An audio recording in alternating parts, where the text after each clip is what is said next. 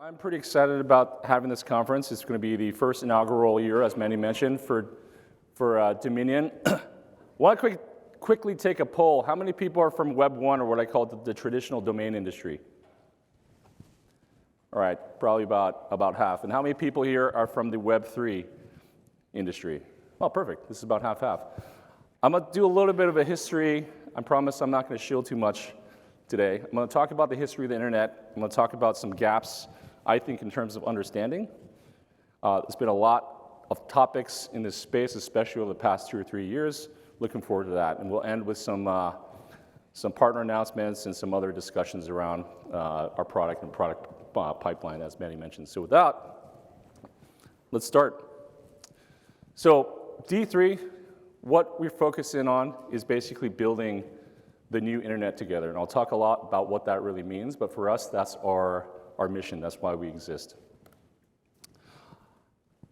I wanted to thank some attendees here today from major Web 1 and Web 3 ecosystems. We have great traditional registrars, corporate registrars, registry operators, and registrants, professional domainers, bulk domainers, people I used to work with 15, 20 years ago, as well as this whole blockchain ecosystem, right? You probably see some logos up here. A lot of you may understand the technology, but maybe not fully appreciate it. I'll speak a little bit about why this is relevant, but certainly happy to have a room full of relevant speakers and attendees today. Also wanted to thank our sponsors, namely Sigma Software Group, Valerie, CEO of Sigma Software. They have about 2,000 developers. I've been working with them, multiple companies, over the past 12, 13 years. Definitely talk to him and his partner, Andre, too. Thank you guys for sponsoring. Like I said, I wanted to talk a little bit about the history of the internet. So for mostly the Web 3 people over here, we started in 1994 with .coms, right? That was when ICANN effectively issued the .com and .net registry, and I think .org came shortly later to companies like VeriSign and Network Solutions. So that was 1994. In 2012 was the first time in the history of the internet that ICANN had a first application round. I think there's something about 1,200 top-level domain applications. That's when TLDs like .xyz, .network, .app, .social, .cache, .finance got created. It was done in collaboration with ICANN, which is technically the formal definition, I believe, the International Corporation of Assigned Names and Numbers. That's ICANN, so keep that in mind in your brain, especially the Web 3 people. 2026 is going to be the second time in the history of the internet where ICANN is going to open up another round. We find that personally exciting because we can now start working with communities, whether in Web 3 or not, to create their next dedicated planets. Our motto is the next .something can and should be as big and powerful as like a .net or like a .com. .com has about, I think last I checked, about 150 million domains under management. Why I love domains? They're still the best way to reach 5 billion plus users. It powers every device, including your internet browser, your computer, your phone. Trillions of transactions or DNS lookups happen on a daily basis. We just don't know it. This is core infrastructure that people, especially in Web 3, may not know about. We're talking about universal resolution. We're talking about potentially this universal idea of this universal identity where your domain can and should act as your email address, your website, as well as maybe like your wallet address. And I'll talk a lot about that for the Web 3 people as well.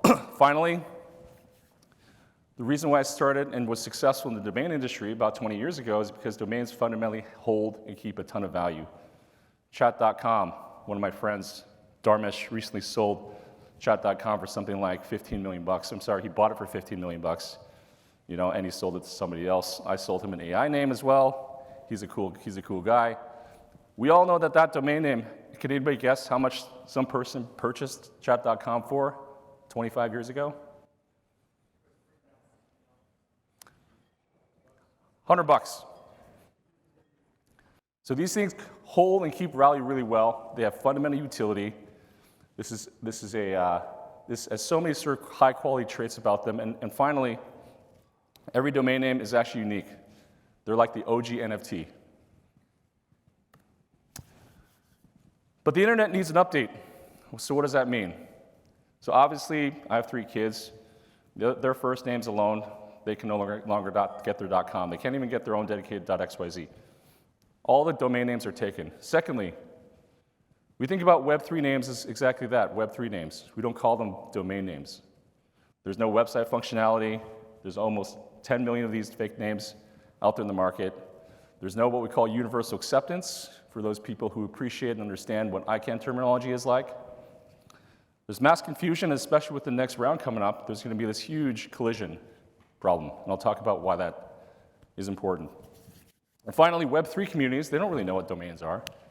They're like, oh, I'm going to host my website on a .network. I'm going to go to GoDaddy, or I'm going to create a .io, or I'm going to create like a .app. They don't actually appreciate the fundamentals that happen behind the scenes. They just accept it to be there. So we help with that. We help bridge the understanding. We also have a product and a team that we're building out at D3 that I'm very, very excited about.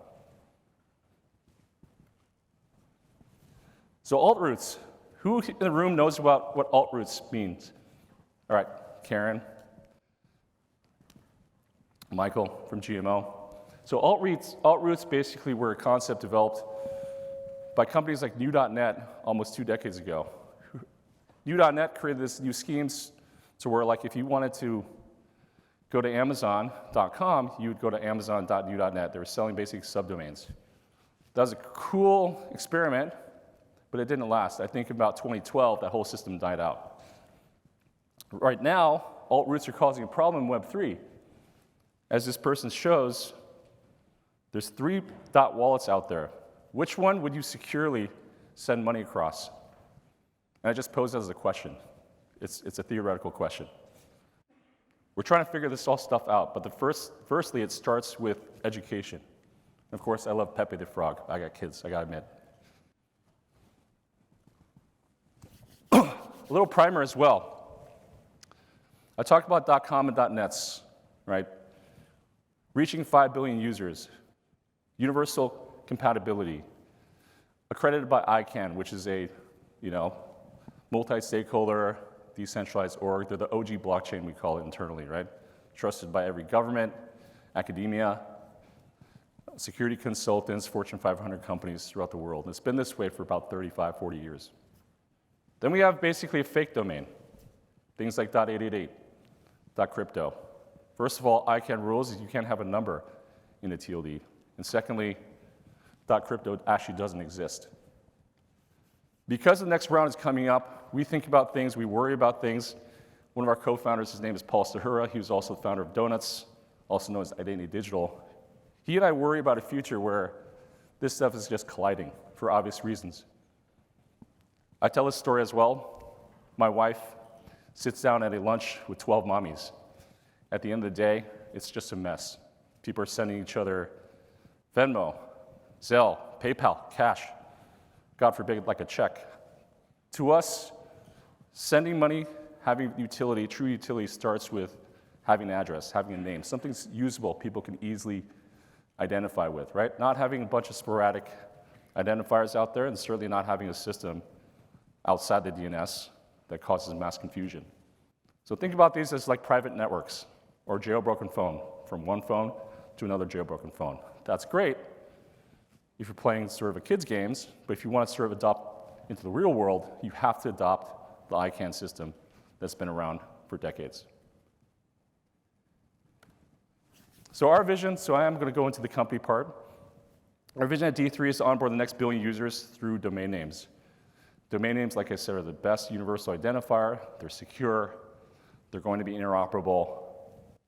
They're going to be defensive mechanisms as well, coming up with the next round. This is what a new internet means to us. All domains running on a DNS. I say on-chain primarily for the Web3 audiences, but what this really means is interoperable IDs, as I mentioned. Having things like what we call a cross-chain wallet. And feel free to hit up any of the D3 team. You'll hear from some product people later on today. What is that? What is a wallet? What does that context mean in decentralized cases, Web3? Verifiable credentials, obviously website and email too. I personally would love for my kids to have a .pepe domain name one day because they just love that frog and nothing else. And of course, you could do all kinds of applications for this both in Web3 and in Web 2 and in Web 1. So D3, we are building the world's first interoperable domain network on chain. So we've been working with major blockchains like Near Protocol, ApeCoin now, we're launching the real .ape top-level domain, .gate, which is a major exchange in the crypto world based in Asia. We're going to onboard 360 million domains, traditional domains from .com to .net and .org to this platform. Not immediately, but it's coming. We're going to have software, we're going to have toolkits. We're going to give people the ability to truly launch this stuff at scale, which is one of the biggest problems in Web3. So we're building this universal acceptance layer for those of you who know or are in and around ICANN. We're also going to have some network announcements. You'll hear from our product team and our VP of engineering. Later on, we have a SDK called D3 Connect. So just imagine having, like I said, the beginnings of using your Web3 names now and having it interoperable now. We're not waiting 2 years before we introduce utility. We're going to introduce utility, security, interoperability now. Primarily when it comes to wallet and namespaces, right? We're also going to be launching a secondary marketplace soon. So for those of you who kind of understand what Magic Eden are or Blur or some of these